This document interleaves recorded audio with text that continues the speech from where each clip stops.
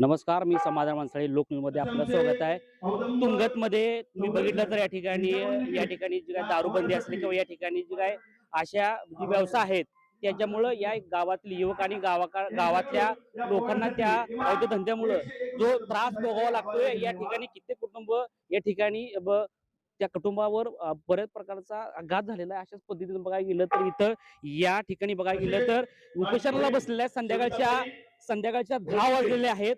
तुम्ही बघू शकता की हळूहळू गावातील लोकसंख्या इथं वाढत चाललेली आहे. गावातील लोक या ठिकाणी प्रतिसाद देत आहेत आणि विशेषतः बघायला गेलं तर या ठिकाणी महिला देखील आहेत, या ठिकाणी महिला देखील पुरुष देखील आहेत आणि विशेषतः बघितलं तर यातून प्रबोधन करण्याचा प्रयत्न आहे आणि या ठिकाणी गावातील सर्व लोक या ठिकाणी पोहोचलेले आहेत.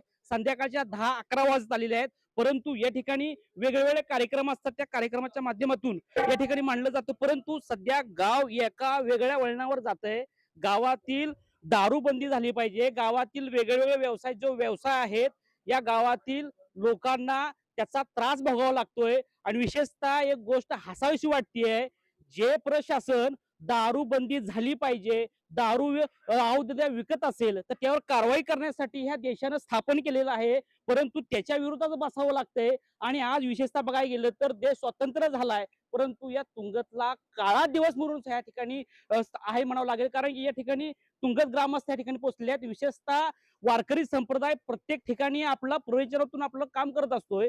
तशाच पद्धतीनं तुंगत मधील जी काय या ठिकाणी चुकीच्या पद्धतीचं धंदे आहेत आणि त्याच्यामुळं इथली लोक आणि इथलं कुटुंब उद्ध्वस्त झालेलं आहे. त्याच अनुषंगाने या ठिकाणी आपल्यासोबत या ठिकाणी संध्याकाळी 10 ते 11 वाजता या ठिकाणी बसलेले आहेत. तर जे या ठिकाणी नागरिक आहेत त्यांच्यासाठी आपण संवाद साधतोय. नमस्कार. नमस्कार. काय काय विषय काय तुमचा नेमका? हवे धंदे बंद करण्याचा विषय आहे. त्यापायी ग्रामपंचायतचे सरपंच, उपसरपंच, ग्रामपंचायत सदस्य यांनी आमरण उपोषण चालू केलेलं आहे.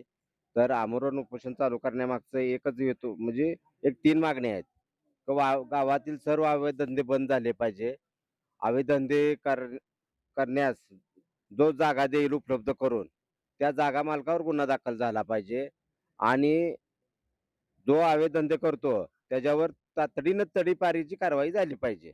याच्यासाठी आम्ही आणि सर्व आमची टीम ग्रामपंचायतची उपोषणाला बसलेलो आहे. बरं. आता इथं सकाळपासून कुठले प्रशासनाचे किंवा काही लोक तुमच्याकडे आलेत का बुवा या संदर्भात? हो, आले होते की. पोलीस प्रशासन जे आली होती, उत्पादन शुल्क जी आली होती, दोन्ही आली होती आणि चर्चा झालेली आहे. तर उत्पादन शुल्कच्या ह्याने जेवढे अवैध धंदे गावात चालू आहेत, ते ज्यांच्यावर धाडी टाकल्या आहे, एक 7-8 धंदे असतील, त्यांचं ते दुकाने असतील, जागा असतील, सील करून त्यांच्यावर गुन्हे दाखल करून त्यांचं काय असेल ते रीतसर कागदपत्र देतो म्हणलेत आणि उपोषणाला म्हणजे सोडा असं त्यांचं मत होतं. परंतु त्यांचं काय म्हणजे मनावशी कारवाई न त्याने केल्यामुळं आम्ही काय आज उपोषण सोडलेलं नाही. आणि दुसरी गोष्ट पोलीस प्रशासनाचंही मत होतं, की बाबा आम्ही एकावर काय कारवाई केलेली आहे. राहिलेले 6-7 आम्ही DYSPकडे पाठवले आहेत तडीपारीसाठी. काय ते आता ह्याच्याकडे जातील पुढं प्रांतकड. परंतु यांनी लेखी टाइम बॉन्ड दिल्याशिवाय आणि 100% गावातील अवैध धंदा बंद झाल्याशिवाय आम्ही काय हे उपोषण बंद करणार नाही. तर ही किती दिवसापासून तुमची लढाई चालू आहे आणि सातत्यानं तुम्ही असं काही प्रयत्न केलेत काय बाबा की याच्यावरती कारवाई करण्यासाठी? आम्ही निवडून आल्यानंतर आमचा अजेंडा जो होता की महिलांसाठी म्हणजे जे दररोज भांडणं लागतील, पिऊन येतात आणि कुटुंबात दररोज वादावादी होती. त्यासाठी मॅडमकडं बऱ्याच महिला पण येतात, की दारूबंदी झाली पाहिजे म्हणून. मग आमच्या कालच्या मासिक मीटिंगमध्ये 30 तारखेचा आम्ही निर्णयच घेतला. याच्या अगोदरही आम्ही बऱ्याच वेळा पाठपुरावा केलेला आहे. प्रशासनाला पत्र दिलेली आहेत, पण त्याची दखल घेतली गेली नाही. मग कालच्या मीटिंगमध्ये आम्ही ठरवलं, की 15 ऑगस्ट स्वातंत्र्य दिना दिवशी आपण सर्वांनी मिळून मॅडमनी प्रस्ताव मांडला. त्याला सर्व आम्ही सदस्यांनी मान्यता दिली आणि त्याप्रमाणे आम्ही 31 तारखेला उत्पादन शुल्कला बी आम्ही पत्र दिलं होतं.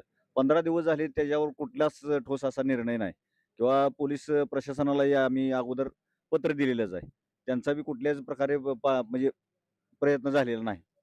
त्यासाठी मग आम्हाला ही बसावं लागलं आज उपोषणाला.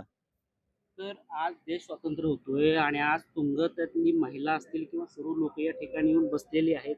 तर हे कुठंतरी काळा दिवस असं वाटतंय का तुम्हाला? जसं की तुम्ही म्हणल्याप्रमाणे आज तुंगत गावातील एक लोकनियुक्त सरपंच आणि त्यांचे सहकारी उपसरपंच असतील, सदस्य असतील, यांना उपोषणाला बसण्याची वेळ येणं हा तुंगत गावातील खूप मोठा काळा दिवस आहे.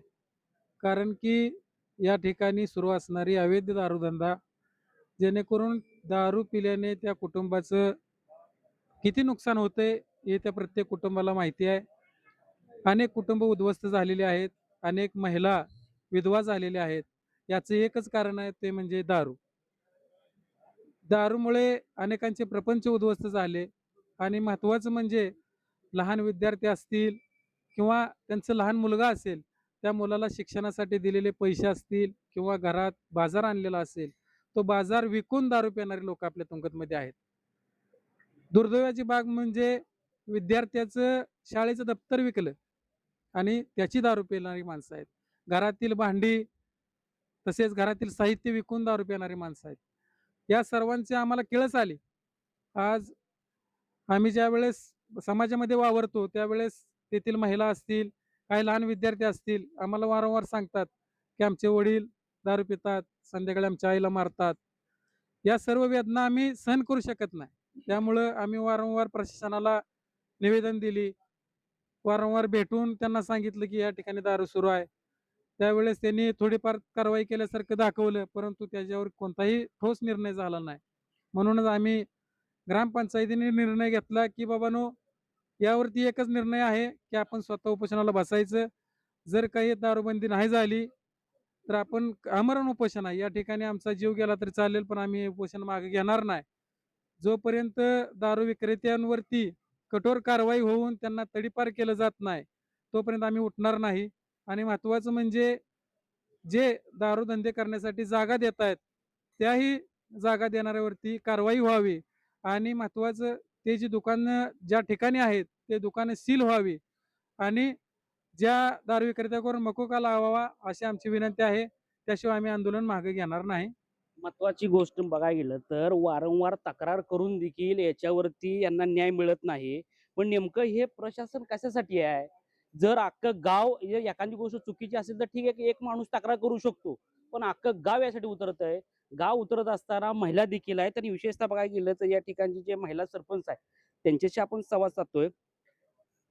नमस्कार ताई. नमस्कार. काय नेमकं तुमचे मुद्दे आहेत आणि का बसलात तुम्ही? आज स्वातंत्र्य देशाला भेटलेलं आहे, सर्व आज जिलेबी वाटतायत वगैरे आणि बॉर्डरवर जाऊन देखील आनंद घेतायत वगैरे, कारण देश स्वतंत्र झालाय. पण आज तुमच्याकडे देश स्वतंत्र झालाय काय?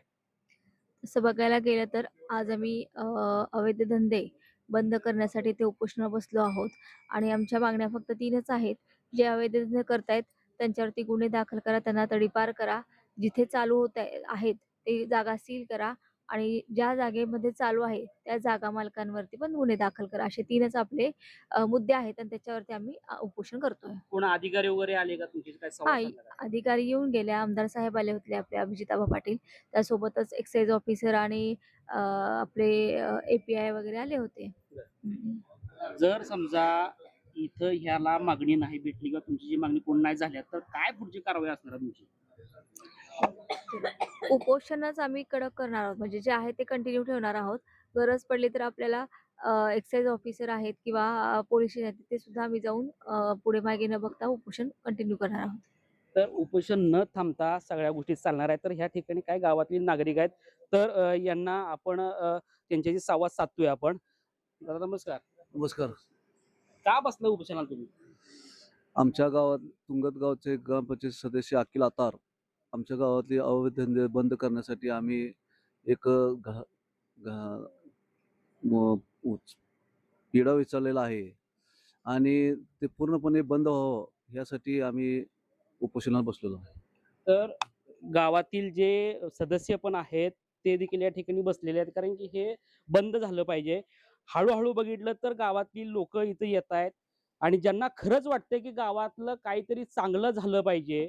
विशेषतः बघायला गेलं तर काही वर्षापासून हे तुंगत हे रेड झोन मध्ये आलेलं आहे आणि हे गाव वेगळ्या पद्धतीनं बघितलं जातंय. ह्या गावाकड सगळी लोक असे म्हणतात की गावामध्ये भांडणं होतात, परंतु हे गाव वेगळ्या वळणावर चाललेलं, कुठंतरी गावाचा बदल होतोय. त्याच्यामुळं गावातील नागरिक या ठिकाणी आलेत असं म्हणावं लागेल. आपल्यासोबत वरिष्ठ नागरिक आहेत. तर हे आता हे बघितलं तर सगळी लोक इथे येऊन थांबलेली आहेत. कुठली सभा नाहीये किंवा कुठला नेता नाहीये. गावातली महिला आणि गावातली पुरुष या ठिकाणी आलेले आहेत. आज तुंगत गावामध्ये दारूबंदीसाठी उपोषण माननीय सरपंच मॅडम, उपसरपंच त्यांचे सर्व सदस्य उपोषण चालू केलेलं आहे. आज आम्ही गावकऱ्यांसाठी एक कार्यक्रम ठेवला आहे बाबा बारोडाचा, की व्यसनमुक्तीसाठी कार्यक्रम ठेवलेला आहे. दारू या व्यसनामुळे तुंगत गावातील बरेच तरुण व्यसनात येऊन प्रपंचाचं नुकसान त्यांच्या हातोनात होत आहे. गावकऱ्यांना त्रास होत आहे. त्याच्याबरोबर कसं आहे की गाव एकदम म्हणजे व्यसनाधीन होण्याच्या मार्गावर असल्यामुळं तो सरपंच मॅडमने हा निर्णय घेतलेला आहे.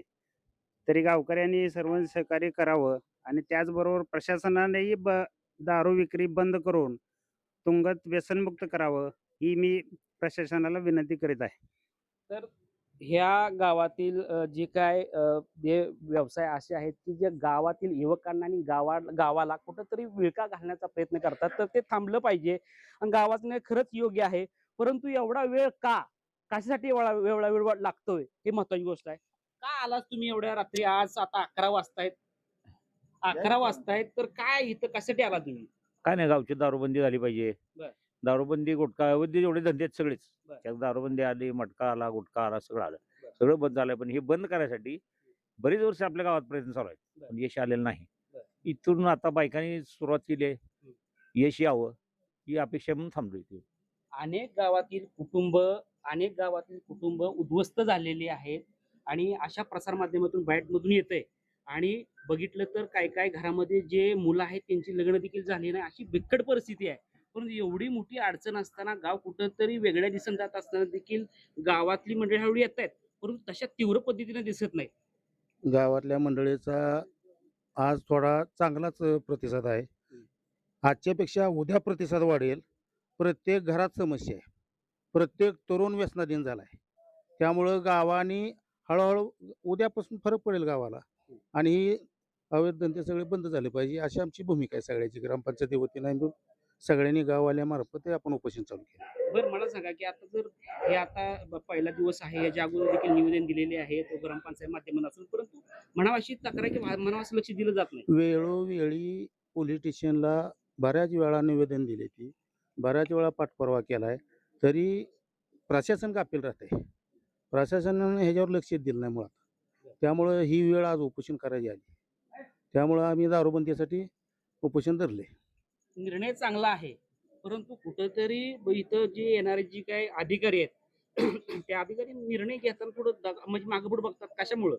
अधिकाऱ्यांचे काही तर लागेबंदी आहेत 2 नंबर व्यावसायिकवाल्याशी. त्यामुळे ते निर्णय घ्यायला थोडं मागेपुढे घेतात आणि टाळाटाळ करतात. वारंवार त्यांना प्रयत्न करून त्यांना सांगून निवेदन देऊन त्यांनी आतापर्यंत निर्णय घेण्याचे त्यांनी त्या उंबरठ्यावर आलेले नाहीत. अजूनही आता आम्ही 31 तारखेला त्यांना निवेदन दिलं होतं, तरी 15 ऑगस्ट असताना सुद्धा आज आम्हाला उपोषणाला बसण्याची वेळ आली गावाला. आणि त्यांनी लवकरात लवकर ह्याच्यावर लक्ष देऊन पाठपुरावा करावा आणि निर्णय लवकरात लवकर घ्यावा. देश स्वतंत्र झालाय, झेंडा फडकतोय आणि त्याच्यामुळे झेंडा फडकल्यामुळे देश स्वतंत्र झाला समजतंय, परंतु तुंगत गावासाठी देश स्वतंत्र असं वाटतंय का? नाही, आता गाव एकत्र आलंय. आता तसं तुमच्या मीडियावाल्यांनी पण सगळ्यांनी बरंच सहकार्य केलं आतापर्यंत. हे असं सहकार्य कडेपर्यंत राहू द्या, एवढीच इच्छा आहे. बाकी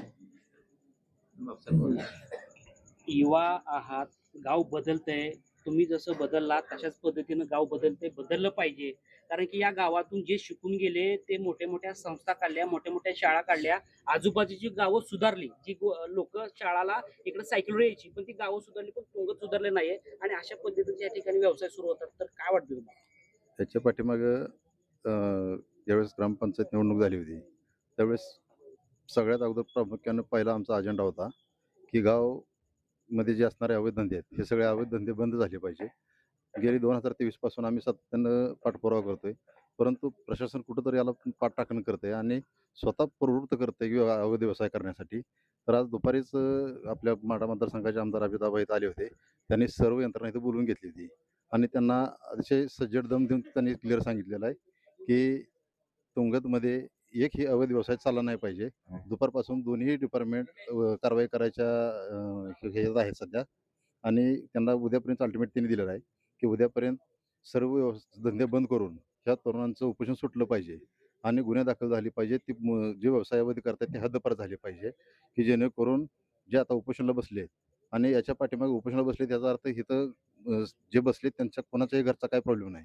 परंतु गाव चालवत असताना ग्रामपंचायत माध्यमातून चालवत असताना ज्या महिलांच्या अडचणी आतापर्यंत ग्रामपंचायतपर्यंत आल्या आहेत की याच्यामध्ये घरी महिलांनी आणलेला बाजार सुद्धा दारू दुकानदार घेऊन दारू देत आहेत व्यसनाधीन झालेल्या मुलांना की त्याचा परिणाम त्या कुटुंबावर होऊन कुटुंब उद्ध्वस्त झालेले आहेत. ते हे कुटुंबात झालेलं कुठंतरी थांबलं पाहिजे. दुसरी गोष्ट ओरिजिनल जी दारू आहे ती दूर न विकता ते डुप्लिकेट प्रकारे दारू विकायला लागलेत. त्या डुप्लिकेट दारूमुळे गावातले जवळजवळ आतापर्यंत 10-20 लोकांचा मृत्यू झालेला आहे की हे असंच चालत राहिलं तर कालांतरानं गावात एकही माणूस असा आपल्याला चांगला दिसणार नाही बाबा तो व्यसनाधीन झालेला नाही. ह्याला कुठेतरी ब्रेक बसला पाहिजे. गावातली परिस्थिती सुधारली पाहिजे की जेणेकरून त्या व्यक्तीला चांगलं वाईट कळलं पाहिजे. त्या हिशोबाने आमची ग्रामपंचायत प्रयत्न करते. कुठलीही परवाना नसताना इथं या ठिकाणी व्यवसाय चालू आहेत आणि बघायला गेलं तर दुसरा दिवस ओलांडतंय, तर काय काय तुमची पुढे तुमची तीव्र भावना असणार किंवा काय करणार आहात तुम्ही? आता आज दुपारी त्यांना अल्टिमेट दिला होता आमदार साहेबांनी इथं बसल्या आमच्या समोर. उद्या दुपारपर्यंत आम्ही वाट बघतोय त्यांची. त्यांनी कारवाई चालू केली आहे असं समजतंय. परंतु या एवढ्या ह्याच्यातून सुद्धा जर त्यांनी काही निश्चित ठोस उपाय नाही केला त्यांनी ह्या घटनेला तर निश्चित याची एक्साईज आपले डिपार्टमेंटचे जे मुख्य आहेत सुनीताताई पवार त्यांच्याकडे जे एक्साईजचं खातं आहे. परत आपले गृहमंत्री आहेत देवेंद्र भाऊ त्यांच्यापर्यंत आम्ही मेलद्वारे त्यांना माहिती पाठवलेली आहे. त्यांच्याकडून आणि आपल्या सोशल मीडियाचे आम्ही आभार व्यक्त करतो की या सोशल मीडियातून बातमी अतिशय चांगल्या प्रमाणे उचललेली आहे आणि मंत्रिमंडळापर्यंत ही बातमी गेलेली सुद्धा असेल की याचा परिणाम आपल्याला 1-2 दिवसामध्ये दिसून येईल. तर बघितलं तर या पद्धतीनं आहे आणि बघायला गेलं तर तुम्ही बघू शकता की या ठिकाणी लोक बसलेले आहेत सर्व आणि गावातील सर्व प्रकारची लोक आलेले आहेत